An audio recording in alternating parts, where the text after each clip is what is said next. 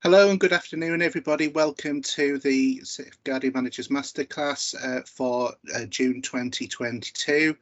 We've got a really engaging couple of presentations today for our masterclass, which I hope that you're going to all enjoy. And I'd just like to welcome here both Catherine Morrison, who's going to be introducing our Be Aware Knowledge Hub, and John Coates, who is going to be talking to you about the Professional Development Programme.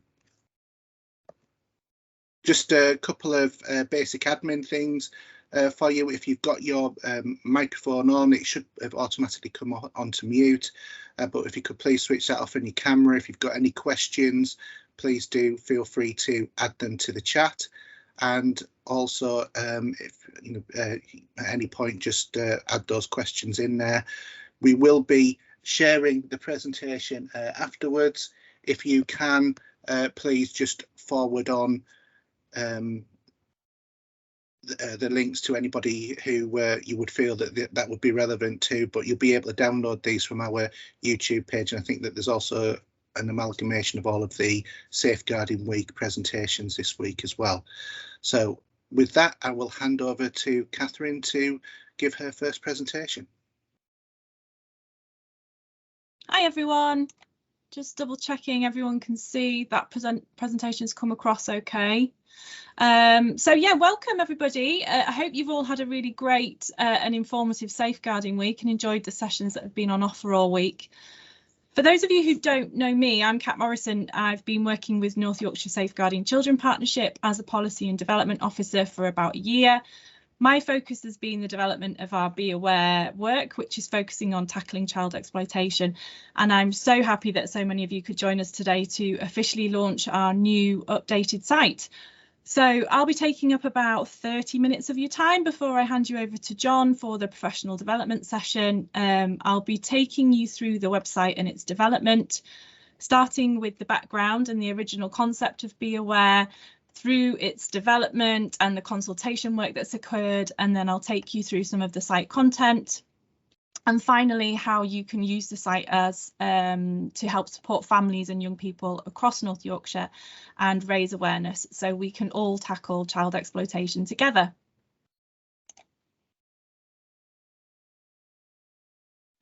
So I'm sure all of you are already aware, but for those of you who may not be Aware is already a page on our North Yorkshire Safeguarding Children Partnership website, specifically designed as an online knowledge hub to help tackle and prevent child exploitation in North Yorkshire. The site was launched in March 2021 with a professionals page, and this is a source of key information and resources across our 7 themes of child exploitation. So these are child sexual exploitation, child criminal exploitation, including county lines, contextual safeguarding, harmful sexual behaviour, missing from home and care, modern slavery and child trafficking, and online exploitation. So the website provides professionals with information and resources, including how to spot the signs, what to do if you're concerned about a child, and a range of resources that can be used when working with children and families. So Be Aware was launched as part of the North Yorkshire Multi-Agency and Child Exploitation, or MACE strategy. The strategy highlights 4 key strategic priorities which have underpinned our action plan for tackling exploitation in North Yorkshire. Priority 2 focuses on the prevention and engagement of children, young people, parents and carers, and it was agreed that the Be Aware Knowledge Hub should be developed using the voices and experiences of young people and families in North Yorkshire, putting children and families at the heart of our work and listening and acting upon their voice. So at this point, I thought it would be really useful to give you a very quick overview of the picture of child exploitation in North Yorkshire. The first and most important thing to highlight is that despite North Yorkshire being a low crime, largely rural county, criminal and sexual exploitation of children happens here too. There is a common misconception that it doesn't happen here and that exploitation is only an issue for larger cities and more urban, densely populated areas, as this is often what's portrayed in the media. Unfortunately, it can happen in all towns and rural areas across North Yorkshire. It affects all communities and children from all walks of life.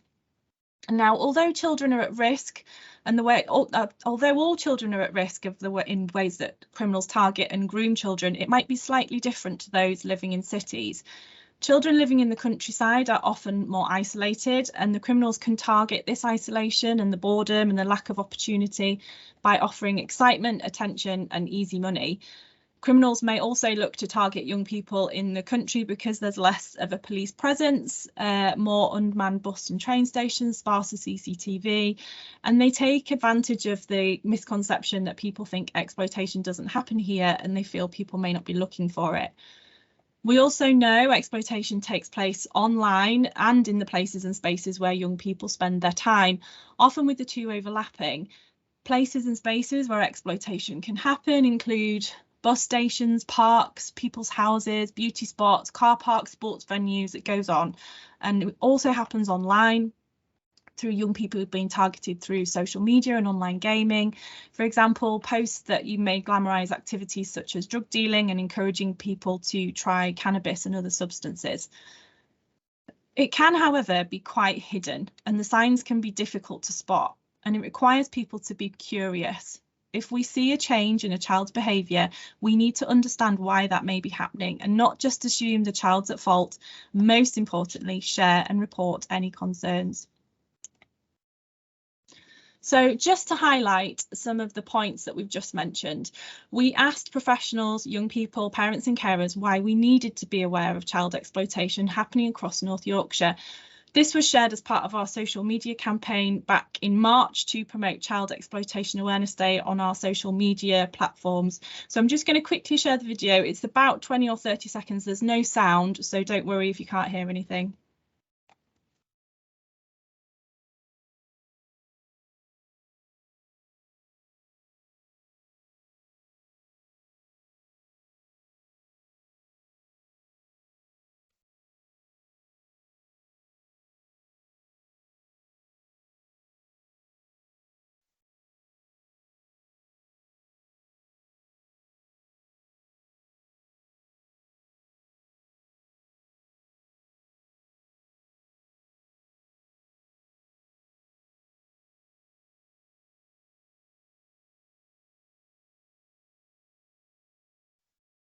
Okay, thank you. Right, so in order to ensure that the information in the messages shared on the website were as relevant and impactful as possible, we designed the website by completing a series of consultations with professionals, but also, more importantly, with young people and parents and carers. So, for example, we completed workshops with the Police, Fire and Crime Commission Youth Forum, youth councils, Parents Against Child Exploitation and the Trusted Relationships Project. We also completed some detached youth work sessions over school holidays in collaborations with partners, where we got the chance to speak with groups of young people about what they felt would be most useful to have on the website. And we also used this as an opportunity to contribute to some of the content and some of the visual aspects of our site as well. So I just wanted to share with you some of the pictures that were produced as part of our youth consultation work. These designs were used to inspire the design concept for our branding and have been used in press releases and our social media content. So, for example, if you look at the cartoon image in the bottom corner, you can see it's been directly taken by from one of the photographs that was produced by one of the young people. So, again, just to highlight some of the key points that came out of our consultation process, the main points that parents wanted to see on our site were raising awareness of child exploitation in North Yorkshire, highlighting that it is happening, it's a form of child abuse, and that all young people and families affected by it are victims. Parents wanted us to be really mindful of our language, ensuring that there was no victim blaming in any of our content, and they wanted the possible signs of exploitation to be shown as clearly as possible in a variety of formats, but to also highlight that there are not necessarily definite signs and that sometimes changes in behaviour can be an indicator. Parents are often the first to notice a change and may not recognise that this could be an early sign of exploitation. They also wanted us to show clearly what parents could do if they were worried and where they could go to talk and what help was available. And finally, parents wanted to have an increase in confidence to talk to young people about exploitation and keeping safe, and wanted resources to guide them through some of these conversations. Our young people, and when we had discussions with them, some found it hard to explain what child exploitation actually was and what it looked like. So they wanted clear examples and cases and scenarios to give them a much clearer picture of what it actually was and what it could look like to them. They wanted to know the signs of exploitation and what to look out for, both for them and their mates. They wanted to hear real experiences. They wanted it to be free from all the professional jargon. And they didn't want to be told what not to do, but more wanted practical bits of advice to follow that could help them keep safe when out and about with friends, to reduce the risk of exploitation. So just to have a look at some of our web pages and content, this is our new site. Unfortunately, my technological skills, I can't take you through the site live, but I'm just going to show you some of the content.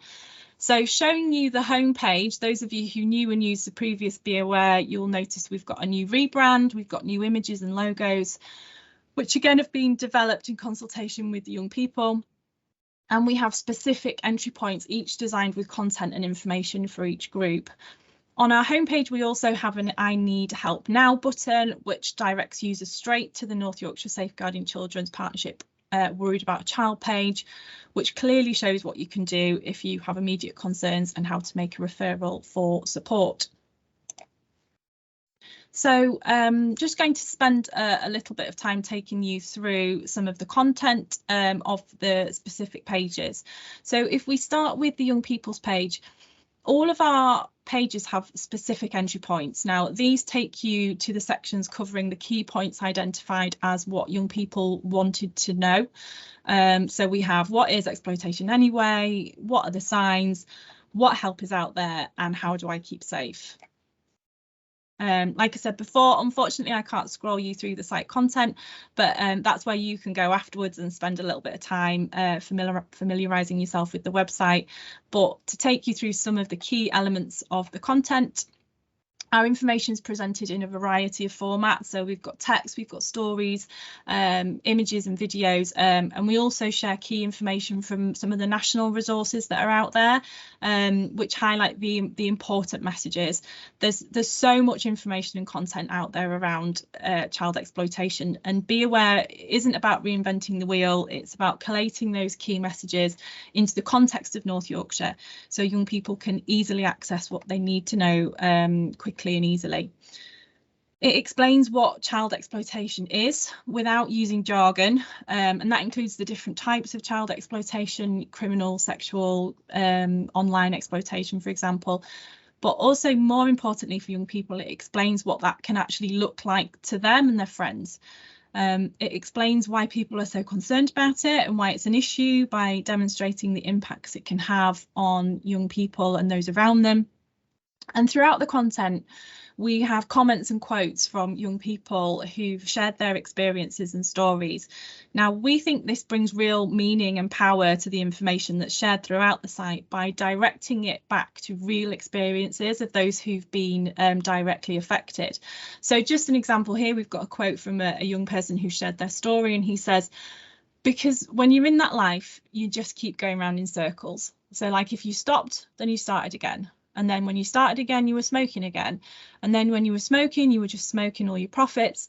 You're not making any money whatsoever. It's just stupid."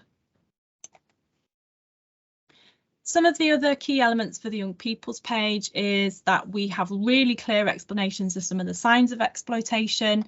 Often we know, however, that when a young person is being groomed or exploited, by the very nature of the relationship the perpetrator builds with that young person, the signs are very difficult to spot. So we've shared what those signs can look like in friends and what it may feel like to be groomed or exploited. You know, for example, for a young person, it may not feel scary or that something wrong is happening. It can feel exciting and special.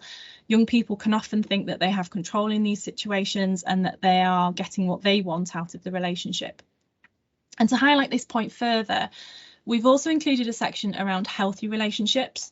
sharing key resources and messages around what healthy and unhealthy relationships can look and feel like. And we've included links to interactive resources and quizzes young people can take if they're not sure about how their relationship is going, you know, be that with a friend, someone who they're chatting to online, or a boyfriend or girlfriend. And we also have a section for young people which details clearly what help is available to them, right from being in immediate danger and dialing 999 to tips on how to start a conversation with a trusted adult if they're worried about someone or something or themselves. And we have a list of local and national support services, websites, texts, social media services that young people can access at any time to gain further information and support. Finally, on our young people's page, we have a section with information, advice and ideas about how to keep safe, either when they're out and about with friends or spending time online. Again, the information isn't about telling young people what not to do, but offering practical advice about ways they can still be out and about, still having fun, but being aware of some of the signs of exploitation and keeping safe. There's also a section here about running away. We know young people who run away can be targeted by perpetrators of exploitation. So again, it highlights the risks and includes some key points on keeping safe. Our parents and carers pages, again, have the specific entry points based on what parents and carers across North Yorkshire told us what they wanted to know. So we've got what is exploitation, what are the signs, what help is out there, and importantly in this bit is what parents themselves can do to help, and how do I talk to my child about exploitation. Just to take you through again some of the key elements, we're sharing the information in a variety of formats, offering clear explanations, free from jargon. We're using voices from parents and carers' real experiences to highlight what exploitation can really look and feel like, not just to young people, but to those around them who are also the victims. So we've got a quote here from a mum. She was talking about her son who was being criminally exploited, and she says, because these people that he was hanging around with, he thought they were his friends, but they were just getting him to do stuff for them. On the parent and carer pages, we also share key messages around exploitation, the process of grooming and what this can look like, highlighting the signs that exploitation may be happening in young people, but also to understand again that it's not an exhaustive list. And parents know their children better than anyone, and changes to behaviour can also be a sign. Some may just consider it as, you know, you've just been a normal teenager and being grumpy and pushing the boundaries, and it's about understanding that there may be reasons behind that behaviour. It's about empowering parents about the things they can do to tackle exploitation. Now, just to add in a caveat here, this isn't in any way about blaming parents about things that they may or may not be doing. It's much more about increasing awareness for parents. Knowledge can be power, and the more we all know, the more chance we can disrupt perpetrators at the earliest stage. There's a clear section of the national and local offers for help for parents and carers and what this support can look and feel like. And finally, there's a section about having conversations with young people about exploitation. Now, parents have conversations with their kids all the time around safety, you know, be that road safety or drug safety. But a recent study by PACE found that parents lacked the confidence and information to be able to have conversations with their children around exploitation and keeping safe. Now, we're hoping this whole site can be used as a resource to support these conversations. But this section goes through tips and tricks about having early conversations, for example, about healthy relationships and online safety, right through to having a conversation with your child if you're worried that they might be being exploited. On both of our young people and parents and carers pages, we have two additional sections. The first is our stories from our county. This is a section of the site that shows the stories and experiences of young people and families who have experienced exploitation in North Yorkshire. Now, we're hoping that this will be a growing format for people to share in whatever way they'd like their stories to highlight what exploitation can look like here. So currently we have a video extract from an interview with a son and a mother, as well as some amazing lyrics that have been written by a young person. So I'm just going to try and present the video if you just bear with me. So I'll just show you the first couple of minutes of the video, and then the full amount can be seen on the website. So basically, I was about 12. I started hanging around with people that I shouldn't have been.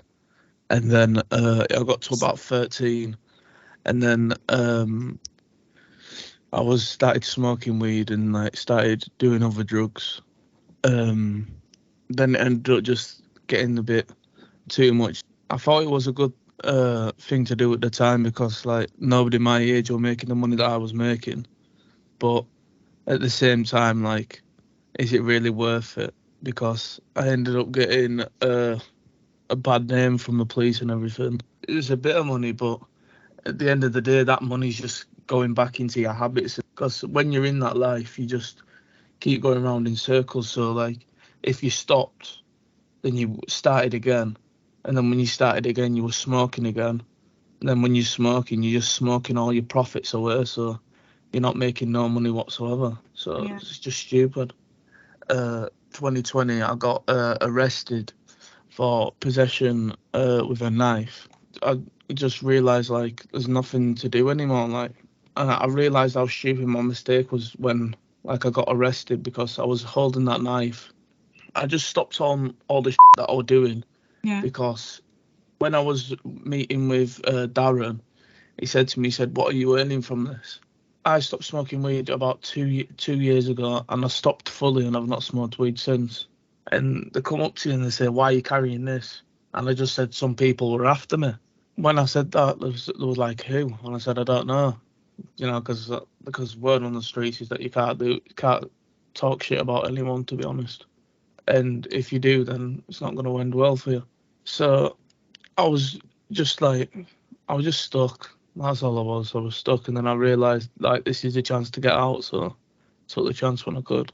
The best thing for me to do as a trusted relationships worker is to work with someone that is stuck in the cycle or having tried with like exploitation or exposure to like gang violence or anything like that, because I know more about it than someone like, for instance, a Simon's age or like an older person, a younger person. Yeah, or so someone they'd relate more to a younger person than they would to like they don't know anything. Yeah. But if I tell them like my story and how everything happened with me, I think they'd be able to listen and like understand more. There's no point in doing it because what are you actually earning from it? Come work for me, I'll give you this. So obviously my mind thought, oh, when you're young, you want as much money as you want, don't you? Yeah. And you just think, oh, nobody can touch me, I'm this, that, and the other. But trust me, people can touch you, like especially the police as well, not just. So that's just the first part of the video there. If you find on the website, it continues, and we hear the same story from the mum's perspective as well, which is really powerful and gives a really good story of what exploitation can look like in North Yorkshire. So just finally, as part of our content on our website, we also have a jargon buster page. Now, this page aims to provide a really clear overview of the language that is used when we talk about exploitation, be it the language professionals use or the language and slang used by young people and perpetrators. It links to some great national resources that are already out there. So, for example, the Children's Society Slang and Emoji Dictionary, as well as a reference list of terms. Now, I just want to add in here just really quickly while we're talking about language and exploitation that we do have a recently added new resource onto Be Aware Professionals section to promote the use of positive language. It's been created to help practitioners consider the words and phrases and jargon that we may use when we're speaking to and about young people experiencing exploitation. So it encourages consideration of the impact our language can have for children and young people, as well as parents and carers affected by exploitation, and asks us to consider whether we are using victim blaming language or only considering a single story about that young person. This includes not just in our verbal language, but also in anything that we are writing, be it case notes, statements, assessments. So this pack is a collation of key documents produced across the partnership. It's a tool to help prompt our discussion and reflection about our own use of language and the impacts it can have. So I'll just make sure there's a link in the chat to direct you to that if you're interested.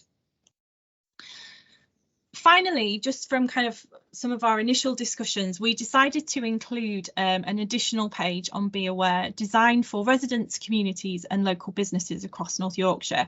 So as mentioned before, when I was talking about exploitation and what it looks like in North Yorkshire, it is happening here, and it's happening in the places and spaces where young people are spending their time away from the family home. We know that safeguarding is everyone's responsibility, and we must recognise that child exploitation is a form of abuse and must be reported in the same way that any other concerns about the welfare of children are. Now, a huge part of this is raising awareness of the signs of exploitation and what it can look like in our communities, be that in the day as well as the night. There's also a section with information linked to businesses across North Yorkshire, business areas that we know the perpetrators can target, you know, for example, our nighttime economy like bars and hotels, but also businesses that may be seeing young people in their contextual spaces, you know, taxi companies, banking, travel and delivery services. Again, the businesses mentioned are not an exhaustive list, and we would encourage the promotion of the Be Aware resources right across North Yorkshire, in our libraries, in our parks, in our community centres, notice boards, supermarkets, anywhere. So we want the Be Aware website to be a source of information for everyone in North Yorkshire, be that professionals, residents, communities, business owners, parents and carers and young people. And we hope the site will be used in numerous ways, but here are some suggestions. Firstly, the site can be used to raise awareness of child exploitation across North Yorkshire, be that displaying our posters, and our partner briefing pack I'll make sure are included in our chat. But yeah, we want posters displayed across public areas or promoting our social media messages. The more we get the message out there, the more people we can share the information with. We want the website to be a tool to start the conversation, whether that be a professional conversation in, for example, a team meeting, looking at what you're doing as a team to tackle exploitation, whether it's a conversation between a professional and someone they may be worried about, or a parent wanting to gain some confidence about talking to their children about exploitation and keeping safe. It can be used as a tool to be used in schools, youth and community groups to get young people talking together about exploitation and what it looks like to them, recognising the signs and where they would turn if they were worried. It can be used as a tool for professionals working alongside families and offering support, can offer guidance and resources for the professionals to talk through some of the key issues, for example, looking at the scenarios and what they would do in that situation and where they will go for help. We hope the website can also be a source of support for families and young people who are worried, but concerned that they may be victimised or blamed if they seek support. Hopefully the information and voices shared will show families that they're not alone and that support and guidance is there for them. And as mentioned before, the site will be continually growing and developing. We hope that working alongside communities, families and young people may provide an opportunity to develop our content. A family may want to share their story, or a young person may want to produce a piece of artwork about their experiences. A school, youth or community group may want to complete some TikTok or photography about the signs of exploitation and ways to keep safe. The possibilities are endless, and we can't wait to see what people will want to add to build our website even further. I'll make sure my contact details are in the chat, and I'm more than happy to talk with any of you about supporting any sessions, developing any content or meeting with any groups or teams about the promotion or use of our website. So now we go over to you. Now I've given you an overview of the website and the content. The only way we're going to get the messages out is by getting you guys to spread the word. So I'll attach in the chat the partner briefing pack, which can be promoted across the teams. I'll also attach the link for our poster, which again, we could encourage, if we can encourage people to print and share as far and wide as possible. We've also got resources like email banners, Teams backgrounds and things like that, which you can again use to promote. And we've got a wealth of social media posts, which again we've put as part of the briefing pack, and we'd love these to be shared across social media far and wide. Next week, if you follow us on Facebook, Instagram and Twitter, we'll be posting content every day promoting the website, so share as much as possible. So now finally, what I'd like you to add really quickly into the chat is one thing that you are going to do to either promote or use the website. So be it display a poster on your notice board, follow North Yorkshire Safeguarding Children Partnership on our social media channels and share our social media posts. Tell your colleagues or your friends and family about the website or work with a group on some content development. So yeah, if you would like to add to the chat, that would be really great. And then finally, thank you so much for taking the time to listen to me today. I can't wait for you all to spend a bit of time looking at the website, and of course we really do welcome any feedback or comments or suggestions. It is an ever developing site.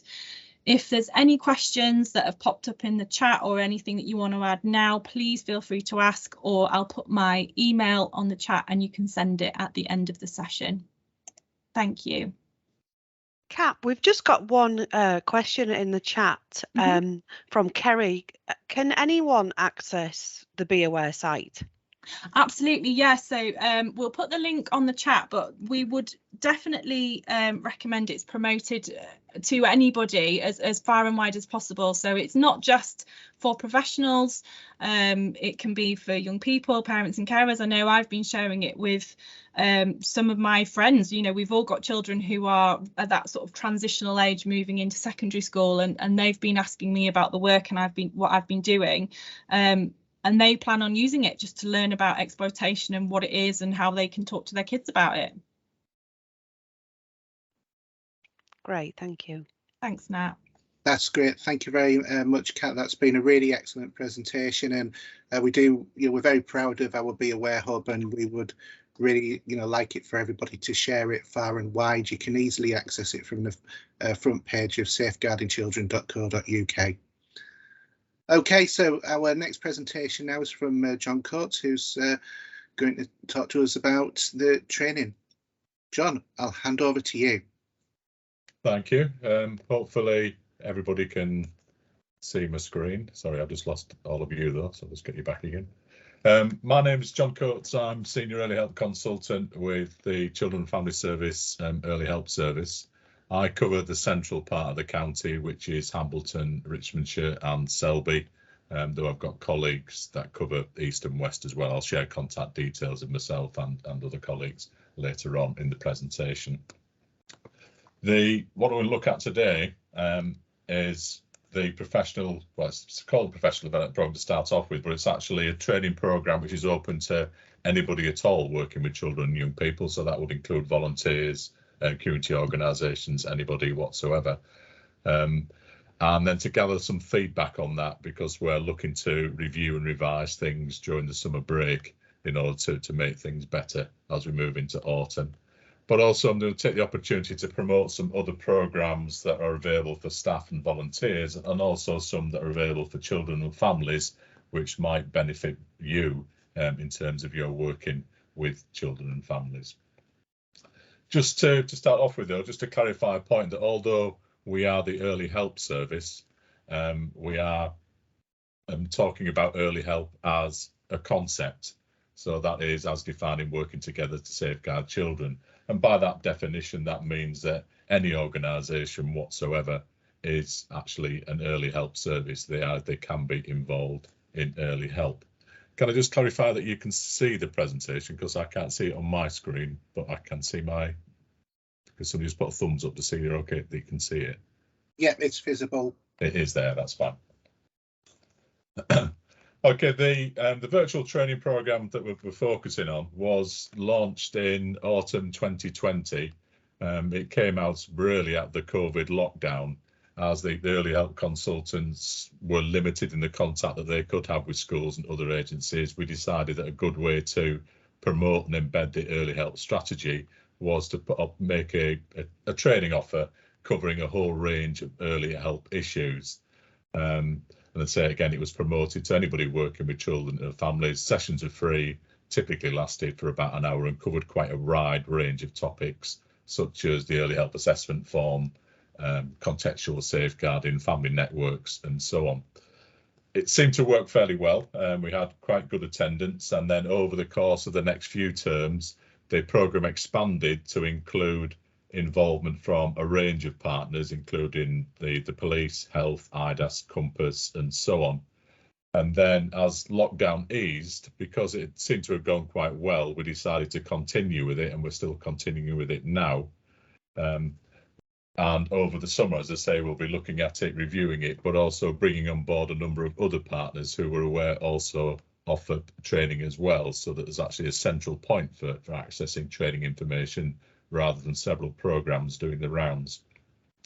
Attendance on the courses themselves has generally been pretty good, and anecdotal feedback has been good, but actually getting a wealth of feedback has been quite tricky. We've found that sessions, face-to-face sessions, it's quite easy to get feedback because you can sort of hold people to ransom with an evaluation form before they leave the room. But when it happens virtually, people tend to attend the training, log off, and then that's it. We don't get the feedback. So one of the purposes of today is to try and gather some feedback. And if I can just draw your attention to these questions. So have you or your colleagues attended any courses? If so, which ones? If you haven't attended, why not? That sounds a little bit accusatory. It's not meant to be. That's simply if there's a reason you would have liked to have attended but haven't been able to do, then do let us know. If you have attended, any positives about the courses? What could be done to improve the programme or the courses? Are there any subject areas missing, which is particularly important because we're quite keen to make sure that in terms of early help in its broadest sense, that actually we are helping to support and equip people with the skills they need. How's the timing and duration of the courses? So normally they've been done sort of 4 o'clock. We did do some later in the evening and also in the mornings to try and give a spread. Would it be helpful if these courses were recorded so they could be accessed at any time, perhaps through the partnership website? Should we be considering moving back to face-to-face courses, and how can we best promote the programme? And then any other comments that you have. If you could just bear those questions in mind, I'm going to go through some more information, but whilst you're listening to that, if you've got any answers to those questions or points you want to raise, if you could just type those in the sidebar, then that'll be really helpful, because then I can download those and look at those as we start to review the programme. I will come back to these questions at the end, and there'll be a chance to unmute your microphones at the end as well, to actually give any verbal feedback that you want to do. So just bear those questions in mind and feel free to type away as I'm talking. So, as I said, there was a range of organisations involved in the partnership programme, which developed over time, but there are other programmes out there, other training programmes which are available, which I just wanted to draw people's attention to, because sometimes they get missed or people don't realise that they're there. So North Yorkshire Youth, for example, their focus is on supporting youth groups, but the courses they do are relevant to anybody working with children and young people, whether that's in an informal setting or in a school or in a community organisation. And currently they're running the following: LGBT and mental health, trans awareness, hate crime, healthy relationships, and challenging fake news. Again, the virtual courses, they last for about an hour, but as you can see there, all the subjects are particularly relevant to what's happening in the world at the moment. If you want more information on that, then Charlotte at North Yorkshire Youth, Charlotte is one of the workers in North Yorkshire Youth, she can be contacted and share that information. Alternatively, if you want that emailing out to you, we can probably send out the programme directly to you. Similarly, Compass Phoenix, as they're now known, a lot of you will probably work directly with Compass Buzz, as they were before, in school, getting support and information through them. But again, they have a range of training opportunities, mainly linked to social, emotional, mental health, and they can be accessed through their website, which is, if you just type in Compass Phoenix, that will come up, or they can be contacted by phoenix@compass-uk.org as well for more information on that. To support agencies' work with children and families, hopefully most people are aware that in North Yorkshire we have a virtual parenting programme based upon the Solihull approach. And over the past year or so, the number of courses available through that have been increasing. It's a free online resource for parents, carers and families, and they can simply access it by accessing the site and putting in the code NY Families, and then it's free. You just need to put in a North Yorkshire postcode as well. But anybody can access this. It's also worthwhile doing if you are somebody who works with children and families. It's also worthwhile doing the courses yourself, just so that you know if you are referring them on, you know what it is that they will be doing. It's a course that parents can access at any time. They say they just need a North Yorkshire postcode. If you're a school who has parents who actually live out of county, then they can use the school postcode. They can still access it by using that. And they're saying it's a good resource to direct parents to if they're struggling with parenting. The courses that are available, they cover a wide range of issues. So understanding pregnancy, labour, birth and your baby, understanding your child 0 to 19, which is the main parenting course, understanding your child with additional needs, understanding your teenager's brain, understanding trauma, understanding attachment, understanding brain development and understanding relationships are all available to parents across North Yorkshire. We are in the process as well within Early Help of developing a parenting programme. There's a range of parenting programmes around, but we're going to be producing our own one, which will consist of a series of modules, each covering a different topic. We don't have more details of yet, because that'll be finalised over the summer, but should be rolled out in September. And that will operate in a couple of ways. One, it may be a package that actually you can just run yourselves for whichever organisation that you're part of. And it could be that you just choose to use one module and we can support with that. But we'll also run courses from within Early Help with our children and family support workers, and people can be referred on to them. And I say once more information is available on that, we will share that across schools and any other agencies, and probably put links as well through the partnership website so you can access that. Inclusion, North Yorkshire County Council Inclusion Unit run a course for unlocking autism. Again, hopefully people are aware of it, but it's a course which is aimed at parents of children who are undergoing assessment or who have received a diagnosis of autism. And there's 5 sessions which are either run over 5 weeks or are condensed into 2 days, and parents can refer themselves through the NYS website, or they can be referred onto it by schools and other organisations. The feedback on that is excellent. We're aware that actually support for children with autism is quite an issue in the county. Lots of referrals come through to Early Help around that, and this is a good resource to support them. But also for September, there's a similar course around ADHD being planned, and I say more information will be sent out about that when it's available.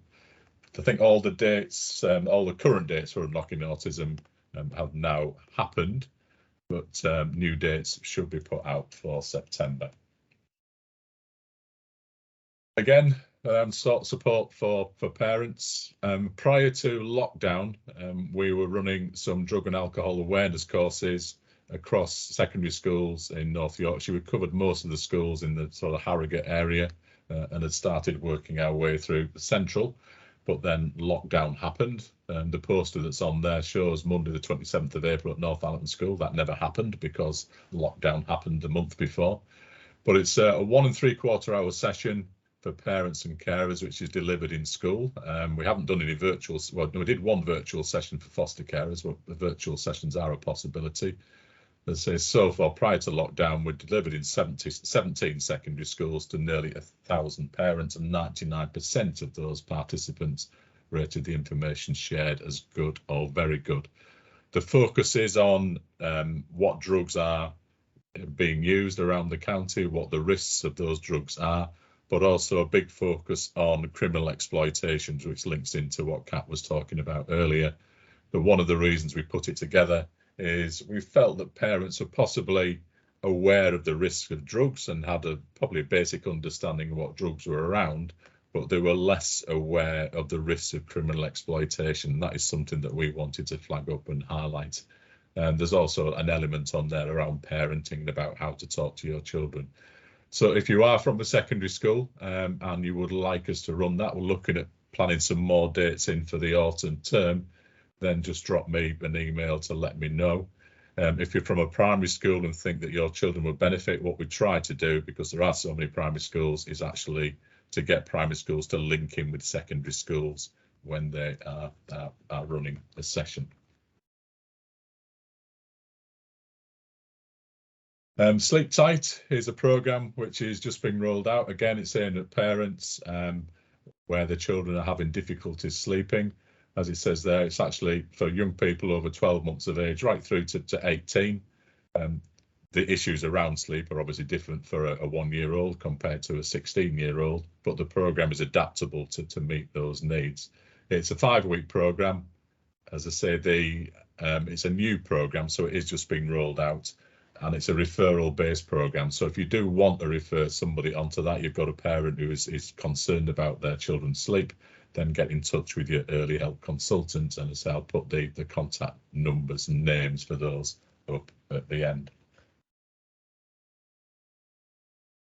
It's not a course as such, but across the county we have what are called emotional health and wellbeing locality groups, and they are groups which meet every month 2 to 6 weeks, and they're made up of staff from agencies that work with children and young people around social and mental health, and they're chaired by early help consultants, but do include staff from the Wellbeing in Mind team, from CAMS, from Compass, from Humankind, and so on. So quite a wide range of agencies.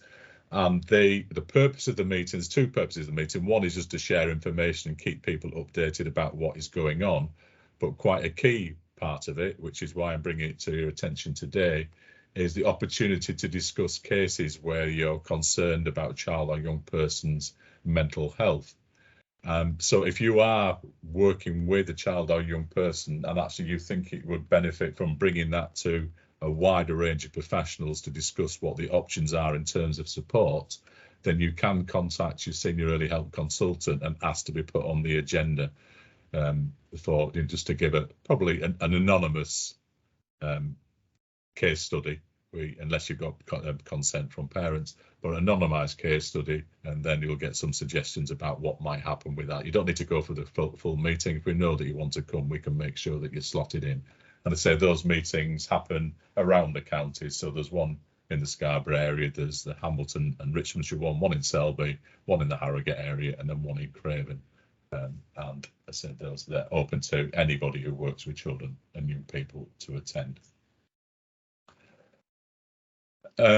Just to flag up as well, we have a scheme running through Early Help at the moment, which is called the Get Going Grant.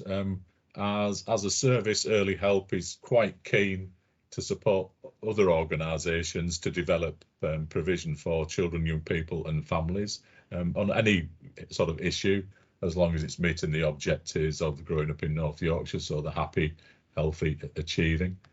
And they say small grants of up to £1,000 is a very simple process. So if you are an organisation who wants to develop something which would benefit children and young people, then do get in touch about that. The new financial year has just started, so the pot has been replenished. So there is money available for anybody wanting to apply for that. And again, just get in touch with us if you would like to discuss that. Contact numbers, as I've mentioned, are there. Those are the hub numbers if you want to contact one of the early help consultants. They will have information on everything that I've been speaking about today. As I say, if you want to go to meetings or you want information on any of the training courses or the courses that are offered for children and families, then get in touch with us and we will let you know. Hopefully, you will know who your local contact is already, but if you don't, then don't hesitate to ask and I'll point you in the right direction. So just going back to the virtual training program and the questions, I'm just going to leave those up there. Quite keen to get feedback. We don't seem to have a lot of comments coming in. I don't know whether that means that people have not been to any of these courses or never heard of them or what the situation is. But if anybody wants to open up mics and actually share any comments, that would be useful. We do have one question. Is an independent school in the Selby area, can they access the parent evenings? Yes, yes, you can. I mean, presumably in the drug and alcohol parents evening, Donna. That's Yes, you can do. We have done them in private schools before. It doesn't matter what the school is. It's basically the school is just a medium to access parents of children in North Yorkshire. So it doesn't matter whether you're an academy, a state school or an independent school. You just get in touch and then we'll see what we can do. How do I get in touch? What we are keen to do is to guarantee, though, that we've got people who turn up, because we have done a couple where we've gone and we've only had about 5 people, which isn't very helpful. In some, we've had 150, which is much better. So if you can guarantee an attendance, then we can do it. I will liaise with some of the local secondary schools that we have contact with. So I'm Donna. How do I book that? I know it says to contact you, but how do I contact you? I'll put my email address in the sidebar now. That's brilliant. Thank you very much. Thank you. Yeah.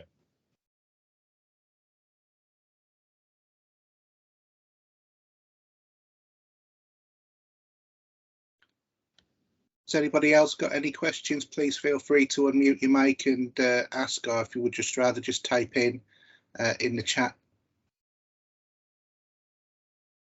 Or any feedback, particularly on the courses, we're quite keen to hear. So it is difficult for us to sort of tweak and improve the courses if we're not actually getting feedback. I appreciate that some of you probably haven't been to the courses and therefore can't. But if there's any subject areas missing, anything at all that you think would be helpful.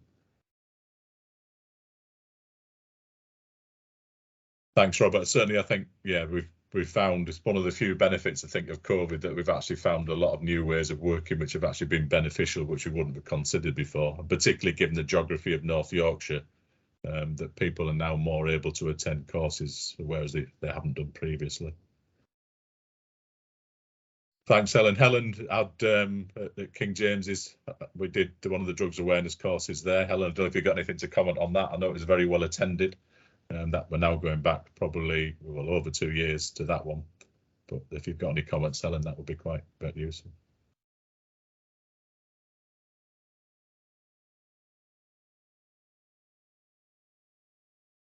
Yeah, emotional based school refusal. Thanks for that, Georgina. We're aware that is a massive issue at the moment, and COVID's had a lot to do with that. We've just actually set up a task and finish group to focus on emotional based school refusal. Or school avoidance, as it tends to be called now. So hopefully there'll be some more information coming out about that with tools to support schools and so on. Thanks, Ellen. Yes, you can book it again. I say it is a while since the last one, and you'll have new parents now, so we can look at doing that. Okay, if there's nothing else, I'll conclude my bit there. I'll leave the questions up there for a minute or so more if anybody else has got anything to add. Alternatively, get in touch. I'll put my email in the sidebar and say don't hesitate to contact me to discuss any of the things that we've talked about tonight. It may be that I direct you to your local early help consultant, but that's fine if you want to come through with me in the first instance. Okay, thanks very much, John. Really appreciate that. So, just to really conclude the masterclass today, obviously we have a lot of resources available to you on our website. If you want, you can visit our website, which is safeguardedchildren.co.uk. Don't forget there is our Twitter feed, which is NYSCP 1, or you can also follow us on Facebook as well. We do have our YouTube channel. This presentation, along with all of the previous masterclasses, will go live on YouTube either later today or on Monday morning. We have our Instagram feed, which is instagram.com/NYSCP. And don't forget, we also have a podcast. So if you want to listen to us, you can do so on places like Spotify or directly through the link that's on the screen there. We also produce a monthly e-bulletin. This goes out on the first day of every month, a working day that is. And if you want to subscribe, the link is there, and it's always jam-packed full of extra information. Unless anybody's got any further questions, I think we'll draw today's masterclass to a close. Just like to really thank everybody who's contributed today. There's been some really good presentations and also very good discussion as well. And thanks everybody for coming.